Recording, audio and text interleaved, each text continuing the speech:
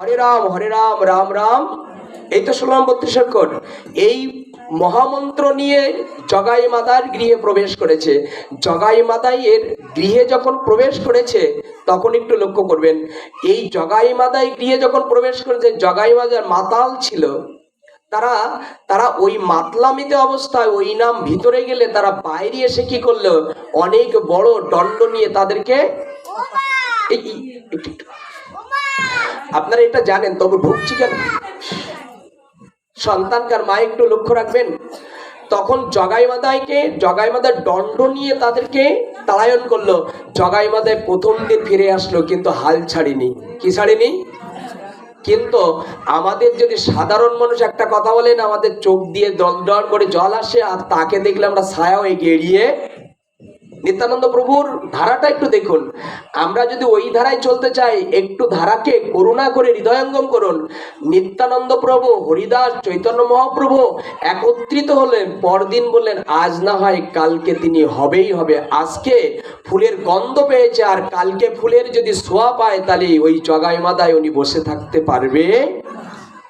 আমাদের অনুরোধ হলো, ভক্ত সংগঠিত করতে হলে একবার না পারিলে দেখো শত। কবি বলে গেছে, নিত্যানন্দ প্রভু সেই তত্ত্বকে লক্ষ্য করালো। একবার তারা অত্যন্ত ব্যথিত হয়ে গালি দিচ্ছে, অনেক বড় বড় গালি, আমি সে কথাগুলো বলছি না। জগাই মাতায় অনেক বড় গালি দিয়ে দণ্ড নিয়ে তাড়ায়ন করলেন, ফিরে আসলেন। সকালে রাত্রে চিন্তা করতেন, তাদেরকে তিনি আমার তাড়ায়ন করতে পারে, কিন্তু আমি তো তাড়িয়ে দিতে পারি না। ভাব ভালো করে বুঝবেন ভাবটা। তিনি আমার তাড়িয়ে দিতে পারে, কিন্তু আমি তো তাড়িয়ে তাকে দিতে।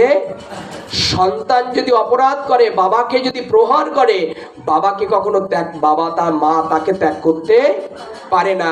আমি যদি জগৎগুরু হয়ে থাকি, নিত্যানন্দ সংকর্ষণ তত্ত্ব হয়ে থাকি, তাহলে নিশ্চয় অবস্থায় অবস্থিত জগাই মাতাইকে এই পথে আসবেই আসবে। কথাগুলো লক্ষ্য রাখবেন।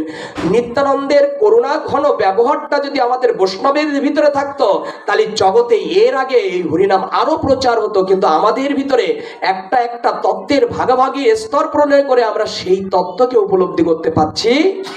দেখেন নিত্যানন্দ মহিমাকে কত সুন্দর বর্ণনা করেছেন। সেই বর্ণনা হলো, যখন জগাই মাতায় দ্বিতীয় দিন প্রবেশ করেছে, জগাই মাতায়ের গৃহ অঙ্গনে জগাই মাতায় তখন অত্যন্ত মাতাল, রাত্রে বেবিচারী অবস্থায় ছিল। এরপরে মদ পান করে যখন ওই দুয়ারে হরিদাস আর নিত্যানন্দ মহাপ্রভুর এই মহানাম নিয়ে গেছে, তখন কৃপা করে জগাই আর মাতাই বাইরে বেরিয়ে এসে সেদিন আর দৌড় মারল না। নিত্যানন্দ প্রভু আর দৌড় মারেনি, হরিদাসও প্রবেশ ওই স্থান পরিত্যাগ করেনি। জগাই আর মাদাই কৃপা করে তারা বেরিয়ে এসে দেখতে পারে জগাই মাধাই চাঁদের মতো প্রস্ফুটিত বদনে হরিনাম নিয়ে দুয়ারে এসেছে। তারা মাতাল এবং ধর্ম পরিত্যক্ত অধার্মিক, তারা কৃপা করে যখন প্রবেশ করেছে, ওই নাম না শুনতে পেরে আচ্ছা, কারা নাম শুনতে পারে না? এখানে কারা নাম শুনতে পারে না? নাম কানে গেলে শুনতে পারে না কারা? যারা অধর্ম ভিতরে থাকে। তার একটা তত্ত্ব দিয়ে যায়, আমি সবাই নেই বলবো না। যাদের ভিতরে ধর্মের স্তরণ নাই, তারা এই নাম গিলে তাদের কানটা ঝালাপালা হয়ে যায়, কখন ত্যাগ হয়ে। দেখবেন হরিনাম বাজাবেন, বাড়ি ক্যাচেটে নাই, মুখে নাই, ক্যাচেটে বাজাবেন, অনেকের ভিতরে দেখবেন ওটা বন্ধ করতে, ওটা ভালো লাগছে না। বাস্তবের দিকে লক্ষ্য করবেন, কাদের ভালো লাগে না? জগাই মাতায় যতক্ষণ না পর্যন্ত নিত্যানন্দ সাধুর কৃপা না পেয়েছিল, ততক্ষণ পর্যন্ত জগাই মাতায় এই হরিনাম কৃপা তার ভিতরে করি। আমার মতো এখনো এই ব্যক্তি এখনো জগাই মাতায় এখনো কৃষ্ণ নাম নিতে। এই স্তরে একটু লক্ষ্য করব। তখন বাইরে এসে যখন হরিনামটা আরো জোর দিলেন, উচ্চ সঙ্গে সঙ্গীত করলেন, তখন আচ্ছা, জগাই মেরেছিল কানা না মাদাই মেরেছিল? কে মেরেছিল? কানাইটা জানা আছে আপনাদের? চৈতন্য ভাগবতে যা জানিয়েছেন, মাধাই জগাই দেখছে, আর মাধাই ও সহ্য না করতে পারে, উনি কানা কলসির কানাটা নিয়ে কি করলেন? নিত্যানন্দ প্রভুর সংকর্ষণ তত্ত্ব, বলরাম তত্ত্ব, যার আবির্ভাব তিথি, যাকে আমরা আদর করে আজ কৃপা করে অভিষিক্ত করিয়েছি, তার ললাটে কৃপা করে সেই মাদার কলসির কানাটা মেরে দিলেন। সঙ্গে সঙ্গে রক্ত রুধি ঝরছে। তখনও বলছে মাদাই মাধাই, তখনও মাদার নামটা নিত্যানন্দ প্রভুর মুখে, মাধাই মেরেছিস কলসির কানা, তাই বলে কি প্রেম দেব না? আচ্ছা, বুঝতে পারছেন আমাদের সংকর্ষণ তত্ত্ব কি দিয়ে যাচ্ছে, কি আমাদের পথ লক্ষ্য করেছে চৈতন্য মহাপ্রভু? উনি শুনতে পারলেন যে নিত্যানন্দ প্রভুকে আঘাত করেছে।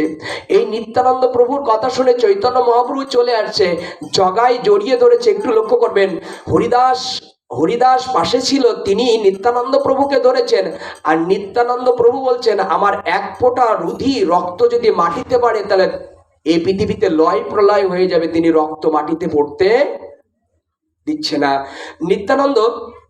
নিত্যানন্দ প্রভু যখন নাম প্রেম প্রণয় করে এই জগাই মাদাইকে প্রণয়ন করেছে, কিন্তু জগাই মাদাই কৃপা করে ওই রূপ দেখে আর চৈতন্য মহাপ্রভু থাকতে পারলেন না। চৈতন্য মহাপ্রভু না, একটু লক্ষ্য করেন, এখানে একটা ব্র্যাকেট দিয়েছে। আচ্ছা, আপনার পাপ আমার পাপ কেউ নেবে? পৃথিবীতে এমন শাস্ত্র শুনেছেন যে আমার পাপ নেয়? এমন কোনো দেবতা আছে? কিন্তু গীতায় এসেছে কথা। খুব আজ ভক্তির ভিতরে ঢুকবো, কিন্তু জ্ঞানাতীত বেশি চলে আসছে। আমি যখন এই যে শ্রী মাদ ভাগবত গীতায় মোক্ষ যোগের লক্ষ্য করে দেখবেন 66 নম্বর শ্লোকে পাপ নেওয়ার কথা বলেছে। কি বলেছেন? সর্বধর্ম পরিত্যাজ্যং মামেকং শরণ ব্রজ অহং তং সর্ব পাপেভ্য মোক্ষস্যামিও মা শুচ। কি বলেছেন এই বাংলায় অর্থ? তুমি সর্বধর্ম পরিত্যাগ করিয়া আমাকে আশ্রয় গ্রহণ করো, আমি তোমাকে সর্বপাপ থেকে মুক্তি। পাপ নেবে কে? ওখানে ভগবান। দেখেছেন উত্তরটা, দেখে নেন, খুব গুরুত্বপূর্ণ। আর একজন বলছে তোমার সর্বপাপ থেকে মোক্ষ প্রাপ্ত করবে ভগবান, কিন্তু আর একজন আছে তোমার পাপটা নেওয়ার জন্য দাঁড়িয়ে আছে। সে কে? পাপ আপনার বাবাও নেবে না, পাপ আপনার বাপও, আপনার বাবা যে সে নেবে না, আপনার ছেলে যে সেও নেবে না, আপনার স্ত্রীও পাপ নেবে না, কিন্তু যে পাপ নেওয়ার জন্য মৃত্যুর পরেও দাঁড়িয়ে আছে সেই নিত্যানন্দ মহিমা আমরা বুঝি না। জগতে বড় বিরল আমরা সেই নিত্যানন্দ তত্ত্ব। দেখুন তত্ত্বটা নিত্যানন্দ বলছে, একটু লক্ষ্য করেন। নিত্যানন্দ যখন কলসির কানা মেরে রুধি জ্বলছে, চৈতন্য মহাপ্রভু শ্রীবাস সকলে একত্রিত হয়ে গিয়ে প্রভু সহ্য করতে পারলেন না। সহ্য না করতে পারলে সুদর্শনকে আহ্বান করেছে, সুদর্শন আমি প্রতিজ্ঞা করেছিলাম যে এই জগতে প্রেম দিয়ে জগৎকে তারান্বিত করব, কিন্তু আমার যে অন্তরের অন্তর নিত্যানন্দ প্রভু আঘাত করেছে, আমি আর সহ্য করতে পারছি না। আকাশে যখন চক্র ঘুরছে, জগাই মাদাই দেখছে, নিত্যানন্দ প্রভু বলছে, কত সুন্দর বর্ণনা করেছে দেখুন। প্রভু, তুমি কৃপা করে বলেছিলে জগতের প্রেম দিয়ে জগৎকে ত্বরান্বিত করবে। তুমি কৃপা করে যদি প্রেম দিতে হয় তাহলে কৃপা করে জগাই মাদাই তার মধ্যে বাদ পড়বে না। সেই ব্রহ্মাণ্ডের ভিতরে তো জগাই মাদাই। তুমি বলেছে জগৎকে ত্রাণ করব, জগতের বাইরে তো আর জগাই মাদাই না। যদি জগাই মাদাই কেউ প্রেম না দিতে পারে তাহলে সেই প্রেম তো জগৎ প্লাবিত হবে না। যখন ওই রূপ দেখলো জগাই, তখন গিয়ে নিত্যানন্দ প্রভুর চরণে গিয়ে লুটিয়ে পড়লো, প্রভু আমরা বুঝতে পারিনি তোমার ওই তত্ত্বের মহিমা, আসল তত্ত্বটা জানি। তখন কৃপা করে জগাই যখন নিত্যানন্দ প্রভুর চরণে গিয়ে মাথাটা নত করে প্রণাদিত হলো, মাধাই যে মেরেছে উনিও কৃপা করে তারপরে গিয়ে চরণটা ধরেছেন। নিতাই তখন বললেন, আমার চরণ ধরে তোমরা পাবে না। বলা ভুল হয়ে যাচ্ছে, এখানে নিত্যানন্দ প্রভু দাঁড়িয়ে আছে, চৈতন্য মহাপ্রভুর চরণে গিয়ে লুটিয়ে পড়লেন। সংকর্ষণ, এই যে সংকর্ষণ তত্ত্ব নিত্যানন্দ, চৈতন্য মহাপ্রভু যে সুদর্শন চক্র নিয়ে আসে তার চরণে গিয়ে আত্মসমর্পণ করলেন। চৈতন্য মহাপ্রভু বললেন, আমি ভগবান হতে পারি, আমি চৈতন্য মহাপ্রভু হতে পারি, কিন্তু তোমার পাপ আমি ক্ষমা করব। কে করতে পারে? যার কাছে অপরাধ করেছ তার কাছে যাও, যদি তিনি ক্ষমা করে তাহলে আমি গৌর ওটা ক্ষমা করতে। কতগুলো হৃদয়ে নেবেন। তখন কৃপা করে নিত্যানন্দ প্রভুর চরণে গিয়ে লুটিয়ে গেলেন। চরণে যখন লুটিয়ে গেলেন না, এবার লক্ষ্য করবেন নিত্যানন্দের প্রেমটা কোথায়। নিত্যানন্দ প্রভু যখন লুটিয়ে গেলেন, লুটিয়ে যাওয়ার সঙ্গে সঙ্গে নিত্যানন্দ প্রভু তার চরণ থেকে তুলে মদের গন্ধ বেরোচ্ছে। লক্ষ্য করেন, মদের গন্ধ বেরোচ্ছে তার গায়ে, এখনো বেবিচারিত্বের ভাব আছে। এমনত অঙ্গ কৃপা করে নিত্যানন্দ প্রভু আলিঙ্গন দিলে, এসো কৃপা করে আমার হৃদয়ে এসো, তোমার ওই অঙ্গে মেরেছ কলসিকানা, তাই বলে কি প্রেম দেব না? এই তত্ত্বকে তত্ত্বীভূত করে এরপরে চৈতন্য মহাপ্রভু পিছনে দাঁড়িয়ে আছে। চৈতন্য মহাপ্রভু পিছন দিকে আমি বলেছিলাম নিতাই গৌর প্রেমানন্দে। এখানে গৌর নিতাই প্রেমানন্দে বলা যাবে না কেন? এই তত্ত্বটা এখানে প্রণাদিত করেছে চৈতন্য ভাগবতে। চৈতন্য মহাপ্রভু তখন পিছনে আছেন, আর কৃপা করে নিত্যানন্দ প্রভু বলছেন, প্রভু আমি কি কোনো জন্মে কোনো সুকৃতি আছে আমার? ভালো করে লক্ষ্য করবেন, কেননা চৈতন্য মহাপ্রভু জগাই মাতাকে ক্ষমা করবে না। তখন নিত্যানন্দ প্রভু বলছে, প্রভু কৃপা করে আমার কি কোনো জন্মে কোনো স্তরে কোনো সুকৃতি বা পুণ্য আছে? চৈতন্য মহাপ্রভু আছে, বলছে কোনো জন্মে কোনো স্তরে যদি সুকৃতি থাকে, আমার সবটুকু পুণ্য সবটুকু সুকৃতি আমি জগাই মাদাইকে দিয়ে দিচ্ছি। কৃপা করে ওদের একটু কৃষ্ণ বলার সুযোগ দাও, যেন ওরা কৃষ্ণ কথা বলতে পারে। আমি কৃপা করে তাদের দান করে দিচ্ছি। এরপরে কি করলেন জানেন? কথাটা খুব নিগূঢ় তত্ত্ব। তখন চৈতন্য মহাপ্রভু বললেন, সবটুকু পুণ্যি সবটুকু সুকৃতি যদি জগাই মাদাইকে দিয়ে দাও, তাহলে ওটা কি হয়? আচ্ছা, দান করলে কি হয়? দাতা হয় তো? দাতা কি না? দান করলে যদি দাতা হয়, তখন কৃপা করে চৈতন্য মহাপ্রভু বলছে, দান করলে যদি দাতা হয়, সবকিছু দান করে দিয়েছো, তাই আজকে থেকে তোমার আর একটা নাম হবে, তুমি প্রেম দাতা শিরোমণি। শুধু দাতা নাই, শিরো পঞ্চতত্ত্বের ভিতরে আর যত অবতার কলিতে এসেছে, তোমার নাম হবে, কি বলেছেন? প্রেম দাতা শিরোমণি। যখন সবকিছু দান করে দিতে, নিজের জন্য কিছু রাখে না। গোবিন্দ বলেছে, যে কাঙাল হতে পারে আমি তার জন্য দাঁড়াই, যার পাত্রে কিছু নেই আমি গোবিন্দ চৈতন্য মহাপ্রভু তার পাত্র পূর্ণ করার জন্য আমি দাঁড়িয়ে যাই জগতের মাঝে। চৈতন্য মহাপ্রভু সেই লীলায় প্রবেশ করেছে।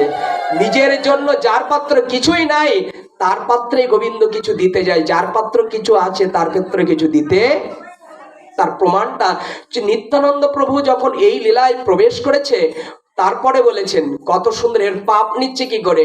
চৈতন্য মহাপ্রভু আছে, নিত্যানন্দ আছে, প্রণাম করলো, নেই জগাই মাদাই আর আসতে ভয় পাচ্ছে। তাই বলেছে, ওরে জগাই, ওরে মাদাই, তোদের যত পাপ ছিল, কত সুন্দর বর্ণনা করেছেন চৈতন্য ভাগবতে। ওরে জগাই, ওরে মাদাই, তোদের যত জন্মান্তরের কথাটা লিখেছে দেখবেন, যত জন্মান্তরের অপরাধ আছে, যত পাপ আছে, কৃপা করে আমায় দে, সব পাপ আমায় দে। কিনি বিনিময়ে কৃপার একবার ওই মুখে হরি বল, ওই মুখে একবার কৃষ্ণ বল, আমি কেই নাম, ওই পাপটা আমাতে দে, কিন্তু বিনিময়ে তুই একটু হরি বল, ওই মুখে একটু কৃষ্ণ বল। চৈতন্য মহাপ্রভু অপরের পাপ নিজে নিল, বিনিময়ে প্রেম দান করালো। এমন করুণামূর্তি ঘনর পদ অঙ্কন পেয়ে, পদ স্তর পেয়ে আমরা সেই পদটা রচনা করতে পারি না। এবার শ্রবণ করুন তারপরে কি ঘটেছিল। চৈতন্য মহাপ্রভু ওই দৃশ্য দেখে সবকিছু দেওয়ার পরে জগাই নাম করে প্রেম পাচ্ছে, কিন্তু মাধাই নাম করে প্রেম পাচ্ছে। আসল তত্ত্বটাকে নিগর্দিত প্রেম ভাবের ব্যবহার করে দিয়েছে। নিত্যানন্দ প্রভু অনুভব করেছে যে আমি সবকিছু দিলাম, কিন্তু দেওয়ার পরেও কেন মাধাই এখনো পর্যন্ত নামে প্রেম পাচ্ছে। তখন বলেছে, নামে অনেক কিছু ক্ষয় হয়, কিন্তু নাম অপরাধ সহজে ক্ষয় হতে। নাম যজ্ঞে যাবেন, যজ্ঞের তত্ত্ব আসলে কখনো এই তত্ত্বগুলো আস্বাদন করানো যাবে। তো নামে যাবেন, নামে যেমন প্রেম দান করে ভগবত প্রাপ্তি নিয়ে যায়, কিন্তু নাম অপরাধ হলে সেটা খনন হয়। নিত্যানন্দ প্রভুকে বললেন, প্রভু, মাদাই বলছে, প্রভু আমরা ন্যাড়া হয়েছি। খুব সুন্দর লক্ষ্য করবেন, নিত্যানন্দ প্রভু পরে ন্যাড়া করে দিয়ে শ্বেত ভূষণ পরিয়ে দিয়ে তাদেরকে প্রেম হরিনাম করত। তাও কত কোটি তার প্রণয় করেছে তিনি সর্বোপরে। মাদাই বলছে, প্রভু আমি তো কৃপা করে এই নামে প্রেম পাচ্ছি না। তখন বলেছে, আমি নিত্যানন্দ সব দিয়েছি, কিন্তু তোমার যে মানুষের ভিতরে অপরাধ করেছো, তাদের অপরাধ ভিতরে তাদের অভিশাপ তোমার ভিতর থেকে দূরীভূত হচ্ছে। প্রভু কি করব? এই জায়গাটা বড় বিখ্যাত জায়গা। তখন নিত্যানন্দ বলেছে, মাধাই, যদি নামে প্রেম না আসে, আমরা নাম করি বটে কিন্তু প্রেম আসে না। বারবার হৃদয়ে যেন বিক্ষিপ্ত হয়ে যায় আমার। যদি নাম নিতে হয়, ভাগবত কথা শুনতে হয়, যদি বৈষ্ণব সেবা করতে হয়, তবে এই আশ্রয়টা আপনাদের নিতে হবে, আমাদের নিতে হবে। সেটা হলো কৃষ্ণ বলিতে যার না হয় প্রেমের অঙ্কুর, বুঝিবে হৃদয়ে অপরাধ প্রচুর। আমি কেন নাম নিতে গিয়ে আমার কেন প্রেম উঠছে না? কৃষ্ণের চরণে জল তুলসী দেয় যেই জন, তারই ঋণ শুধিতে আমি করিও চিন্তন। বড় প্রেম বেকুল হয়ে মাধায় নিত্যানন্দের চরণে বিনয় করলেন, প্রভু আমি তোমার নাম নিচ্ছি, তোমার চরণে আছি, কিন্তু আমার হৃদয়ের কেন এখনো ভক্তি আসছে না, বলতে পারো? নিত্যানন্দ প্রভু বলছেন, তোমার বৈষ্ণব অপরাধ হয়ে গেছে। যদি বৈষ্ণব অপরাধ খণ্ডন করতে চাও, নদীর তটে একটা স্নানগার করে তুমি কৃপা করে সেখানে দাঁড়িয়ে যখন স্নান করতে আসবে, কোনো সাধকগণ, কোনো বৈষ্ণবগণ প্রভাতে আরতি, মঙ্গল আরতি দেখাবে, তার আগে স্নান করতে আসবে সরোবরে ত্রিবেণীতে। তুমি স্নান করার পর তুমি ওই বৈষ্ণবের চরণ দুটি কৃপা করে জড়িয়ে ধরো, বলো আমি অপরাধ করেছি, আমার নামে প্রেম হচ্ছে না। তারাই যদি অপরাধ খণ্ডন করে, তবেই তুমি নামে প্রেম পাবে। যাও যাও, তুমি নদীর তটে যাও। প্রেমাবৃত কণা মাদাই কখনো, জগাই কখনো নাম করে প্রেম পাচ্ছিল না। এরপরে যখন কৃপা করে ত্রিবেণী, এখনো যাবেন নবদ্বীপে, একটা ঘাটের নাম আছে, এটা মাদাইয়ের ঘাট। যেন নবদ্বীপে যাবে, জগাই আর মাদাইয়ের ঘাট, ওই ঘাটটা নিত্যানন্দ প্রভু দেখিয়েছিল। আমরা ঘাট চিনি না, ঘাটে স্নান করি, অর্থাৎ বৈষ্ণবের চরণ ধুলি নিতে চাই না, অপরাধ ক্ষমা চাই না, ওই আঘাট আমরা পাতে যাই।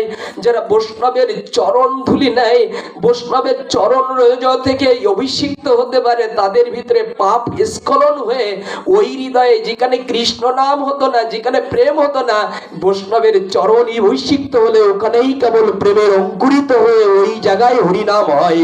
একটু লক্ষ্য করুন, জায়গাটা খুব প্রাণাবৃত। তখন নিত্যানন্দ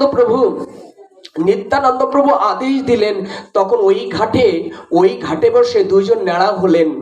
নেড়া হয়ে শিখা রাখলেন, গলায় বসন দিয়ে কুকুরের মতো দুই ভাই দুই জায়গায় দাঁড়ালেন। কারা কি করতেন? যারা মদ খেতেন, নারী বাহ্য করতেন, যারা অত্যন্ত ঐশ্বর্য ছিল, তারা শেষ ঠিকানার কথা মনে পড়ে গেল। নিতাইয়ের সঙ্গ পেলে, নিতাইয়ের সঙ্গ পাওয়ার পর শেষের দিনের কথা মনে পড়ে গেল। আপনাদের যদি এই হৃদয়ে আজ নিত্যানন্দের মহিমা শ্রবণ করে আমাদের যদি শেষ ঠিকানের কথা মনে পড়ে যায়, আজ থেকে ভুলে যাবেন না। শেষ ঠিকানা কি জানেন? জগাই মাদাই মনে মনে করেছিল, নিত্যানন্দ প্রভুর সঙ্গ করে আমারও পৃথিবীতে একদিন চলে যেতে হবে, চিরদিন তো থাকা যাবে না, অর্থ তো চিরদিন আমার কাছে থাকবে না, কিন্তু আমার যদি সময় চলে যায় লালা বাবুর মতো, বেলা যে যায়। লালা বাবু দুবার মেয়ে বলেছিল, বাবা বেলা যে যায় বাসনায় আগুন দেবে না। লালা বাবু এটাই শ্রবণ করে সবকিছু ত্যাগ করে কৃপা করে নদীর ঘাটে গিয়ে গোবিন্দ নাম নিয়েছিল, তারা জীবনী কখনো ফিরে আসেনি।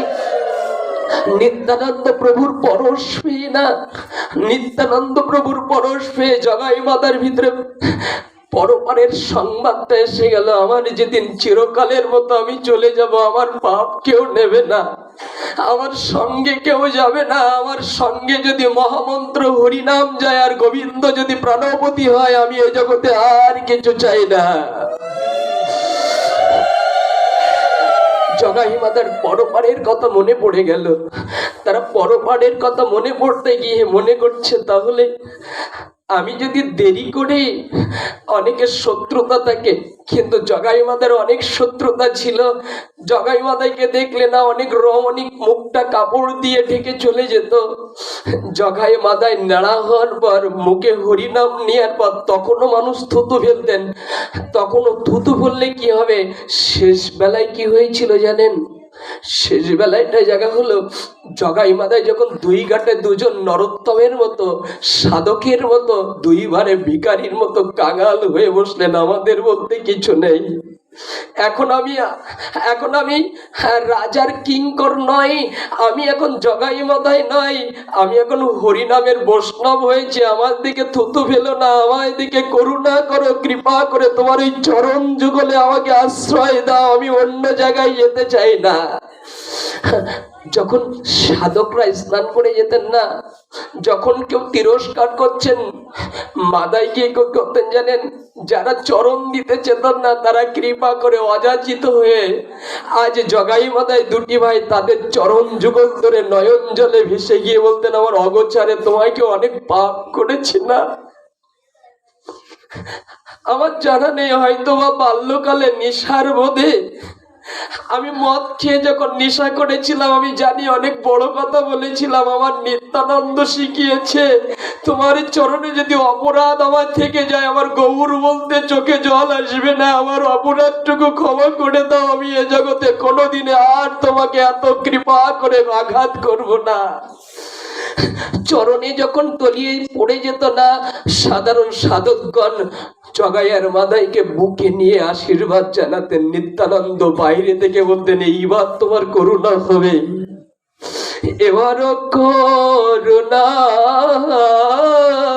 করো। বৈষ্ণব গোসাই,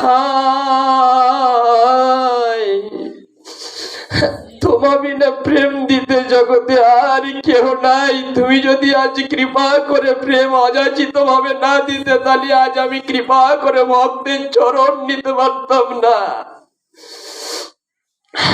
পাপ যখন ভিতর থেকে বৈষ্ণবের চরণ নিতে নিতে পাপ যখন দূরীভূত হয়ে যাচ্ছে, তখন নিত্যানন্দ প্রভুর চরণে এসে বললেন, প্রভু একটু নামের সংখ্যা বাড়িয়ে দাও, আমি যেন বেশি বেশি করে নাম করতে পারি।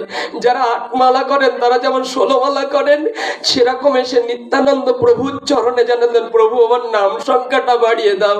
বলছেন, নাম সংখ্যা বাড়ানো হবে না, নাম সংখ্যা খালি জায়গায় যেমন থাকলে জল গিয়ে দাঁড়ায়, তোমার পাপ যতটা কমতে থাকবে তোমার হরিনাম ততটা বেড়ে যাবে। তোমার বাড়ানোর জায়গাটা করো, স্তরটা রাখো। এই জায়গায় দাঁড়িয়ে না নিত্যানন্দ প্রভুর কথা শুনে পরপারের কথা মনে পড়ে না, জগাই মাদাই চরণ জড়িয়ে ধরতেন। আর চরণ জড়িয়ে ধরতে ধরতে অভিষিক্ত হৃদয়ের পরপারের কথা চিন্তা করতেন। কি করতেন জানেন? আমি যেদিন চলে যাব না, চলে যাওয়ার পর আমরা কি করি লক্ষ্য করেন? তেল আর হলুদ নিয়ে একবার মৃতের কথা চিন্তা করে দেখুন। যাদের তোরা কাকা দাদুরা চলে গেছে সেই দিনের কথা একটু চিন্তা করুন। নিত্যানন্দ প্রভু নিজে হাতে আজ জগাই মাদাইকে শিখাচ্ছে। কি বলছে দেখুন, মৃত্যুর পরে তেল হলুদটা নিয়ে যার মুখ দর্শন করতেন না, যার চরণে প্রণাম করতেন না, মৃত্যুর পরে গিয়ে না একটু তেল হলুদ দিয়ে মা বলে একটু যা অপরাধটা ক্ষমা করে আয়। নিত্যানন্দ প্রভু শিখাচ্ছে ওই সময় ক্ষমা চাইলে ক্ষমা হবে না গো, ওই সময় সবাই চাইলে ক্ষমা হবে না। যদি ক্ষমা চাইতে হয়, কারোর যদি প্রাণ থাকে, ওই দেহের চরণে গিয়ে মান অভিমান ত্যাগ করে মান অভিমান শূন্য নিতাই নগর বেড়াই। একবার তাকিয়ে দেখো, নিতাইয়ের করুণা একটু পেতে হলে মান অভিমান শূন্য নিতাই নগর বেড়াই। তিনি সকল দুয়ারে মান অক্রোধাপান আমার রামানন্দ নিত্যানন্দ রায়। মান অভিমান শূন্য নিতাই আজ নগর নগর বেড়ায় বেরিয়ে আজ জগাই মাদাইকে বললেন, যদি নাম করতে হয় আগে অভিমান ত্যাগ করো, নাম করতে হলে আগে ক্রোধ ত্যাগ করো, যদি নাম করতে হয় তাহলে সরল হও। সরল হৃদয়ে বাধা পড়ে। নিতাইয়ের কথাগুলি আর কৃপা করে জগাই মাদাই শ্রবণ করছে, আর শ্রবণ করে বারবার বলছে মৃত্যুর কথাটা যত চিন্তা করতে পারবে ততটা তোমার প্রেম আসবে। কথাটা খুব গুরুত্বপূর্ণ, হৃদয়ে রাখবেন। মৃত্যুর কথাটা যতবার চিন্তা করবেন ততবার আপনার না চাইতেই প্রেম হবে। অর্থের চিন্তা করলে প্রেম দূরে যাবে, কিন্তু মৃত্যুর চিন্তাটা করলে তোমার নিত্যানন্দের কৃপা আসবে। কেমন কথাটা একটু ভালো করে বুঝুন। সেই জায়গা হলো মৃত্যুর চিন্তা করলে কেন প্রেম আসবে, কেন নিত্যানন্দের কৃপা আসবে। আমার তো একদিন মৃত্যু হবে না, এই বাড়ি থেকে আমার একদিন চলে যেতে হবে। এই ভাড়া বাড়ি আমি আছি, এ তো আমার বেশি দিন টিকিয়ে রাখবে না। ছেলে আছে, আমার মেয়ে আছে, স্বামী আছে, কিন্তু প্রাণ চলে গেলে এরা তো আর আমার কেউ হবে না। একবার এই চিন্তা করে দেখুন তো প্রেম আসবে কিনা। একবার চিন্তা করে দেখুন। এই চিন্তাটা নিত্যানন্দ প্রভু জগাই মাদাইকে শিখাচ্ছে। জগাই মাদাই মৃত্যুর চিন্তাটা করবে আর হরিনাম করবে, তাহলে নিত্যানন্দ প্রভুর কৃপাটা তোমার ভিতরে বেশি বেশি কৃপা হবে। ওর নাম করতো আর চিন্তা করছে, তাই তো আমি যদি মারা যাই আমার জন্য তো কেউ যাবে না। মরে যাওয়ার পর তো আমার গৌরের চরণ ছাড়া, নিত্যানন্দ প্রভুর চরণ ছাড়া তো কোনো চরণ আমার কাজ করবে না। তখন লক্ষ্য করছে যতটা নিত্যানন্দ প্রভুর চরণ প্রাপ্ত হতে পারবো, যতটা নিত্যানন্দ প্রভুর কৃপা পেতে পারবো, ততটা আমার মৃত্যুর পরের একটা স্থান তৈরি হবে। যদি আমি তার চরণ না স্থান আশ্রয় করতে পারি, তবে মৃত্যুর পরে আমার কেউ থাকবে। কতটা ভালো করে হৃদয় নিয়ে পাঠ বিশ্রাম দিচ্ছি। নিত্যানন্দ প্রভু এগুলো শিখাতেন জগাই মাদাইকে। জগাই মাদাই ওই নদীর ঘাটে বসে যে আসতেন তার চরণে গিয়ে লুটিয়ে যেতেন, আর লুটানোর পরে না ওই জপ করতেন আর গোবিন্দের লীলা স্মরণ করতেন। ওর সঙ্গে সঙ্গে নিত্যানন্দ প্রভুর ওই কথাটা হৃদয়ে নিতেন। এরপরে লক্ষ্য করে দেখা গেল নিত্যানন্দ প্রভুর ওই কথাগুলি আবিষ্ট চিত্রে ওই নাম করতে করতে কৃপা করে চোখের নয়নস্ত্র দিয়ে নামের সঙ্গে সঙ্গে ঝরে যাচ্ছে। একটু লক্ষ্য করবেন, কলসিটা ভরা আছে, কতগুলি হৃদয়, কলসিটা জলে ভরা আছে। ওই জলে যদি এক টুকরো পাথর দেন তাহলে কানা দিয়ে পড়বে তো? পড়বে কিনা? পড়বে তো জল। যদি না যায়, পাথর যদি না দেয় তে কানা দিয়ে পড়বে? ভাগবত পাঠে হরিনামে গেলে যদি কোনো কথা হৃদয়ে ঢোকে, তাহলে মনে করবেন আমার চোখের দুয়ার দিয়ে নিত্যানন্দ চৈতন্যের নাম শ্রবণ করতে করতে যেন জল গড়িয়ে পড়ে যায়। তখন মনে করতে হবে কোনো বস্তু যেন আমার ভিতরে এটা ক্রিয়া করছে। একটু লক্ষ্য করবেন, জগাই আর মাদাই ঘাটে ওটাকে যখন প্রণাদিত করছে না, তখন কল্পনা করছে। রূপকার গণ লিখেছে, কি করছে দেখুন, মনে মনে করছে আমার যেদিন কৃপা করে বিদায়ের বেলা হবে একটু স্মরণ করুন না। নিত্যানন্দর কত উপদেশ টিকাকারগণ, সাহিত্যিকগণ কত সুন্দর করে বর্ণনা করেছে। মনে মনে করছে আমার যেদিন বলঘুরি হয়ে যাবে, আমাদের তো একদিন মৃত্যু হবে, যেদিন বলহরি বলতে বলতে একেবারে শেষ বিছানায় আমার যেতে হবে, সেদিন আর প্রেমানন্দে হরি বল বলা। আচ্ছা, মৃত্যুর পরে কি বলে? প্রেমানন্দে বলে। যাদের স্বামী চলে গেছে, যেদিন বলহরি হয়ে গেছে, যারা বাবা চলে গেছে, যেদিন বলহরি হয়ে গেছে, সেদিন থেকে একটু চিন্তা করুন আমারও কোন দিন বলহরি হয়ে যাবে, সেদিন আর আমার প্রেমানন্দে হরি বল বলা হবে না। সেদিন আমার এই মহামন্ত্র নিত্যানন্দ প্রভুর এই নাম আমার ভিতরে আর হবে না। যদি কৃপা করে প্রাণাতীত এই প্রাণ থাকতে হবে, ওগুলো চিন্তা করছেন। এই চিন্তা করতে করতে না শ্মশান দিকে যখন জাগৃত, লক্ষ্য করে দেখা গেল যাকে একটা আপন ভাবা হয় নিত্যানন্দ প্রভু। আজ যে চরিত্রের কথাটা একটু বলতে হয়, উত্তম দাদা, তিনি উত্তম দাদা এই যে সবকিছু পরিত্যাগ করে এই যে প্রাসাদটা জগন্নাথের জন্য, এই যে নিত্যানন্দ প্রভুর জন্য আজ অনুষ্ঠান করছে, আজ বলুন তো এনার বলতে কিছু রেখেছেন? তাকে দেখেন ইনার জীবন চরিত্র যারা ভক্ত হয় তার জন্য কিছু রাখে না। উত্তরটা রাখবেন, এই যে আমাদের উত্তম দাদা আজ যে মহিমাটা এই জগতের জন্য কিছু দিয়ে, জগতের মধ্যে এই হরিনাম করলে কিছু এর মধ্যে বেনিফিট আছে, এটা ত্যাগ হয়, আয় হয় না। এ পথে আয় হয় কি বাবা? কিন্তু আয়টা কখন হয় জানবেন? একটু লক্ষ্য করেন, এইটা আমরা বুঝি না। এই বৈষ্ণব সেবা দেবে অগোচর, আপনাদের কাছ থেকে কোনো টাকা নেয়নি, তিনি নিয়েছে আজকে। বৈষ্ণব সেবা যারা করে তারা দিতে চায়, তারা নিতে, একটু মেধাটা লক্ষ্য রাখবেন। যারা বৈষ্ণব সেবা করে তারা দিতে চায়, নিতে চায় না। আর গোবিন্দ বলেছে যারা খালি করতে পারে তার স্থানটা আমি পূর্ণ করার জন্যই কেবল দাঁড়িয়ে থাকি। দেখুন সেই তত্ত্বটা একটু আস্বাদন করুন। এই যে উত্তম দাদা আজ মহাশয়, শুধু উনি বলবো না, ওনার পরশে আজ তার স্ত্রীর দিক দেখলে, তার একমাত্র সন্তান, নামটা আমার জানা হয়নি, তার দিকে তাকালে না, রাজদীপ, তার দিকে তাকলে না নিতাইয়ের মনে হয় করুণার প্রতিচ্ছবিটা তার ভিতরে দেখা যায়। আমি সত্যি সত্যি বলছি, প্রথম যেদিন ওর ভিতরে আমি তাকিয়েছিলাম, ওর একটা কিরণ কণা আমার ভিতরে কাজ করছিল, যেন দায়িকা শক্তি ওর ভিতরে একটি কিরণিত আছে। এই প্রেক্ষাপটটা, এই সংসারটা যদি কেউ দেখে, নিজের সংসারটাও সাজানো যায় এরকম ভাবে যদি আমার সংসারটা সাজাতে পারতাম। এটা আমার সংসার না, এটা নিতাইয়ের সংসার। আমার সংসারটা কিছু নাই, আমার পুত্র নাই, আমার স্ত্রী নাই। আমি একদিন চলে যাব, এরাই যদি এই গৃহে গুণকীর্তন হরিনাম করতে পারে, এই গৃহে এই মন্দিরে যদি ঘন্টা বাজাতে পারে, এই গৃহে যদি শঙ্খ ধ্বনিটা দিতে পারে, তবে ওখান থেকে ওই ধ্বনিটা ওখানে কিনে পাওয়া যাবে। এই পরিচয়টা একটু লক্ষ্য রাখবেন।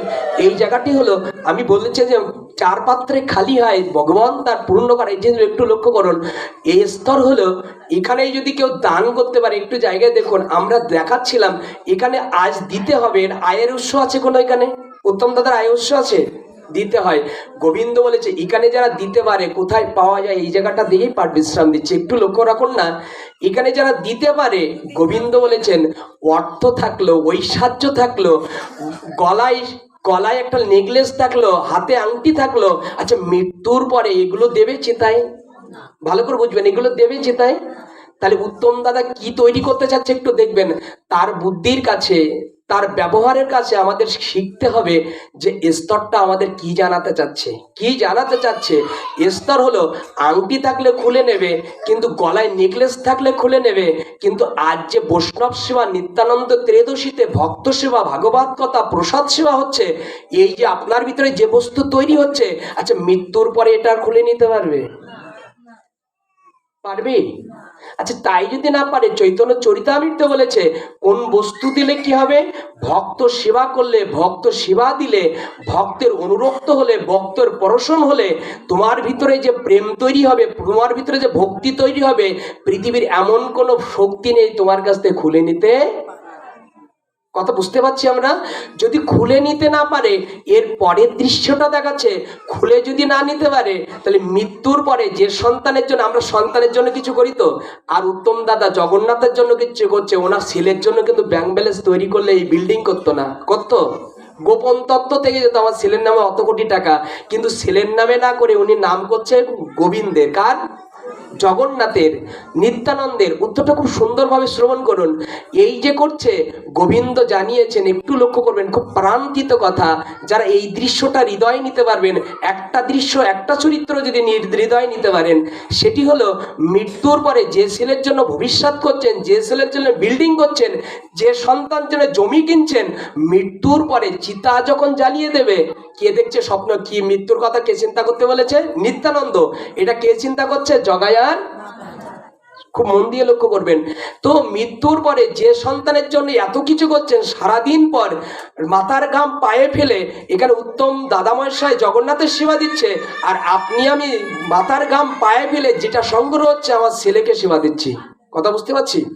এখন এই দুটো স্তরের মধ্যে স্তর হলো, যেদিন আপনি আমি মারা যাব, কাঁধে তুলবে, কাঁধে তোলার পর চিতা ধরিয়ে দেবে, ওই সন্তান তখন কি করবে? আচ্ছা একদিকে হলো জগন্নাথের সেবা, আর একদিকে আমার ছেলে। আমরা ছেলের জন্য কিছু করছি, আর কেউ ভগবানের জন্য কিছু করছে। দুটি স্তর না একটা? দুটি। আচ্ছা দুটির জায়গায় কোন বস্তু আমাদের স্তরণ করছে দেখি আমরা। এই স্তর হলো, ছেলে আমার কাঁধে তুলবে, চিতায় তুলে দেবে, কলসিটা ফাটাবে, ফাটানোর পর আচ্ছা ওই ছেলে কি বলবে শেষের সময়? কি বলে কিনা শ্মশান ঘাটে? আচ্ছা এখানে শব্দের অর্থ হলো, আমার ছেলের জন্য সবকিছু বলছি, কিন্তু ছেলে কি বলছে? ওই দিকে আর তাকাতে। আচ্ছা এটা কি কঠিন কথা না সাধারণ কথা? যার জন্য আমার উত্তম দাদার একটা জীবন চরিত্র, সে নিত্যানন্দ প্রভু জগাইকে দিয়েছেন, আর জগাইয়ের কথাটা উত্তম দাদার জীবনের পরিস্ফুটিত। অর্থাৎ এটাই জানাচ্ছে, নিজের সন্তানের জন্য কিছু করলে ও মৃত্যুর পরে বলবে ওই দিকে আর তাকাতে। তখন কৃপা করে গোবিন্দ চিতার ওই পারে আর কেউ আপনার জন্য থাকবে? এখন আপনার প্রামাত্মিক জগতের, এই জগতের আপনার ভাই হতে পারে, বন্ধু হতে পারে, পরিবার হতে পারে, কিন্তু চিতায় পোড়ানোর পর কোনো বন্ধু আর কাজ করবে? কোনো ছেলে আর কাজ করবে?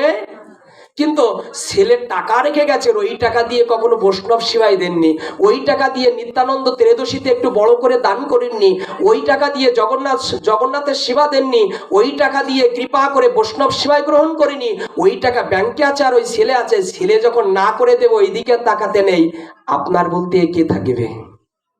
উত্তর দিন, আপনার বলতে কে থাকবে? তখন জগাইয়ার মাথায় বলছে, এ সময় তো আমার গৌর আর নিতাই ছাড়া আর কেউ দাঁড়াবে না। একটু ভেবে দেখুন তো, ওই সময় তো ছেলে থাকলেও পাশে থাকবে না, শ্মশান ঘাটে যেদিন চিতা নিভিয়ে দেবে আবার একা থাকতে হবে। যদি গৌরের সঙ্গে, আমার নিতাইয়ের সঙ্গে, আমার জগন্নাথের সঙ্গে সম্পর্ক করতে পারি, সেই কেবল চিতার ওই পারে আমার আশ্রয় দিতে পারে, জগতে কেউ আমার আশ্রয় দেবে। আচ্ছা, আমরা বুঝতে পারছি কি জীবন চরিত্রটা?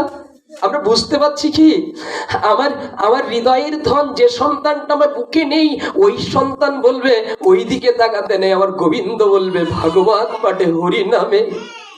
মহাতিথিতে বৈষ্ণবের জন্য যারা কৃপা করে হরিনামের প্রতি চোখের জল ফেলেছে, আমি গোবিন্দ কার প্রতি বশ যেন?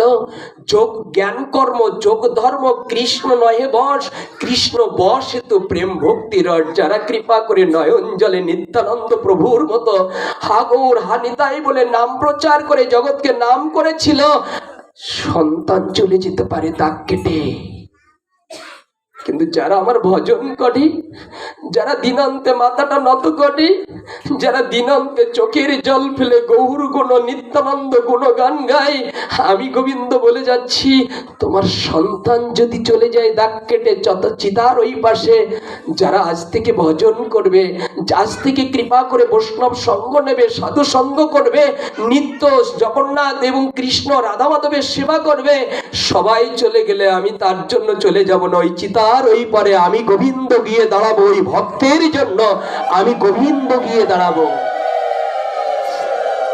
আচ্ছা প্রদীপ, এগুলোকে লৌকিক কথা বলছো, যথার্থ কি গোবিন্দ আসে? যথার্থ কি সেই সীতার পরে মৃত্যুর সময় গোবিন্দর নাম করলে কি আসে? দেখুন না, প্রমাণ নিন, না হলে এই কথায় মাধুর্য আসবেন না।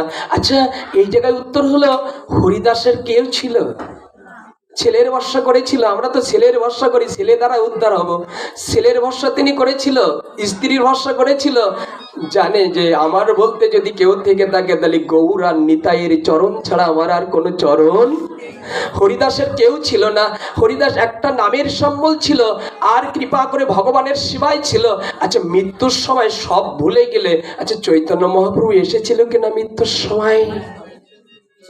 মৃত্যুর সময় এসেছিল। আচ্ছা, ছেলে চলে যায় যদি এই অবস্থা হয়, যারা নাম করে তার জন্য কি আসে? চৈতন্য মহাপ্রভু আসে কিনা? চৈতন্য মহাপ্রভু এসেছিল কিনা? আরো জীবন চরিত্র দেখুন, হরিদাস ঠাকুর মা বাবাকে ছেড়ে এলেন, হরিদাস ঠাকুর নয়, ধ্রুব মা বাবাকে ছেড়ে এলেন, বনলয়ে প্রবেশ করলেন, তার জন্য কি ভগবান আসেননি?